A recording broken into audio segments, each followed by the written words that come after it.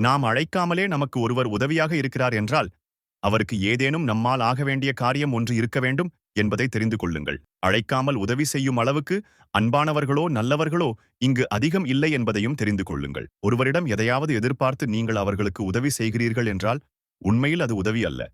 நிபந்தனையுடன் செய்யப்படும் எதையும் உதவி என்று சொல்லிக் கொள்ளாதீர்கள்.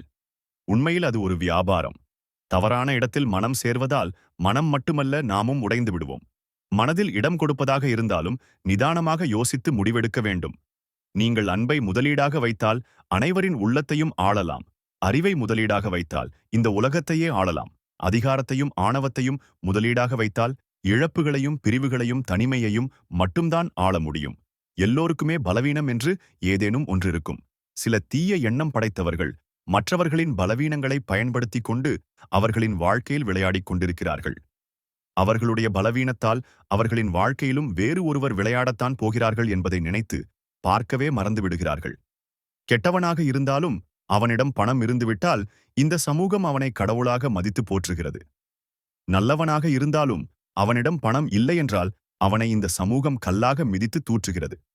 மற்றவருக்காக அல்ல, உங்களுக்காக பணத்தை சம்பாதிக்கத்தான் வேண்டும். நீங்கள் எல்லா உறவுகளிடமும் ஏதேனும் ஒரு தரத்தை எதிர்பார்க்கிறீர்கள். இங்கு உயர்தரமாய் ஒரு உறவு கிடைக்க வேண்டிய அவசியமில்லை. கிடைத்த உறவு நிரந்தரமாக இருந்தாலே போதும். நீங்கள் நல்லது செய்யும்போது இதை நினைக்காமல் இருந்தாலும் பரவாயில்லை. நீங்கள் யாருக்காவது கெடுதல் செய்யும்போது இது ஒன்றை மட்டும் நினைத்துக் கொள்ளுங்கள். நம்மை படைத்த இறைவன் ஒரு நொடி தவறாமல் நம் ஒவ்வொருவரையும் கவனித்துக் கொண்டிருக்கிறார் என்பதை. 1000 ஏக்கர் இருந்தாலும் 6 அடி நிலம்தான் சொந்தம். கோடி ரூபாய் இருந்தாலும் நெற்றி காசுதான் மிச்சம். ஆடம்பர வீடு இருந்தாலும் விறகு மெத்தைதான் மிஞ்சும். இருக்கும் வரை அன்பையும் பாசத்தையும் பொருளையும் அள்ளி கொடுங்கள். ஏனென்றால் போகும்போது நமக்கென்று எதுவும் இருக்காது. நாம் சேர்த்து வைத்த எதையும் நம்மோடு கொண்டு போகவும் முடியாது. ஒருவரிடம் உள்ள நல்ல குணங்களை கொண்டாடுவதில் இல்லை உண்மையான அன்பு. ஒருவரிடம் உள்ள சில எதிர்மறை குணங்களையும் எவ்வளவு ஏற்றுக்கொண்டு சகித்துக் கொள்கிறோமோ அதுதான் உண்மையான அன்பு. உண்மையில் அன்பு அனைத்தையும் ஏற்றுக்கொள்ளும். ஒருவரின் நிறை குறைகளோடு அவர்களை ஏற்றுக்கொள்ள முடிந்தால் மட்டும் அன்பு செலுத்துங்கள். இல்லை என்றால் ஆரம்பத்திலேயே விலகிவிடுங்கள். உங்களுக்கு ஏற்றபடி அவர்களை மாற்றிவிடலாம் என்று முயற்சி செய்து உங்களை நீங்களே காயப்படுத்திக் கொள்ளாதீர்கள். ஏனெனில் அன்பு என்பது அப்படியே ஏற்றுக்கொள்வது, ஆளுக்கு ஏற்றபடி மாற்றிக்கொள்வதல்ல. அன்பையும் மரியாதையையும் தயங்காமல் ஒவ்வொருவருக்கும் கொடுப்பவன் இந்த உலகத்தில் எதையும் சாதித்து விடுவான்.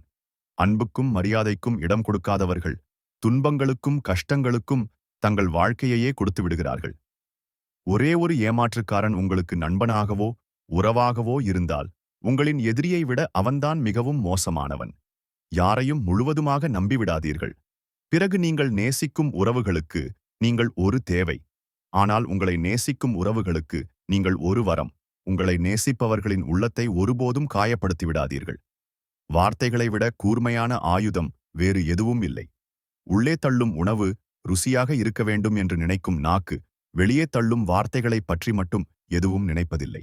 வெறும் நடிப்பை கொண்டு யாரையும் நண்பர்கள் என்றும் அற்ப காரணங்களுக்காக எவரையும் பகைவர்கள் என்றும் முடிவு செய்து விடாதீர்கள். யாருக்குள் என்ன இருக்கிறது என்பதை யாரும் தெரிந்து கொள்ள முடியாதுதான். ஆனாலும் இவர் இப்படித்தான் என்று எளிதாக எந்த முடிவும் எடுத்து விடுவதும் சரியானது அல்ல. வலியின் வலியை அனுபவித்தவர்களுக்கு மட்டுமே மற்றவர்களின் வழிகளுக்கு வழி சொல்லத் தெரியும். எந்த வழிகளையும் உணராதவர்களுக்கு பழிகளை மட்டுமேதான் சொல்லத் தெரியும். பழகுகின்ற எல்லோர் மீதும் பரிதாபப்படுவது என்பது ஒரு விதமான பலவீனம்தான். போலியானவர்கள் யார் என்று உனக்கு தெரியாமலே போய்விடும். எந்த உறவாக இருந்தாலும் அதில் நீ உண்மையாய் பாசம் வைத்தால் மட்டுமே நீ விலகி நின்றாலும் அது உன்னை தேடி வரும்.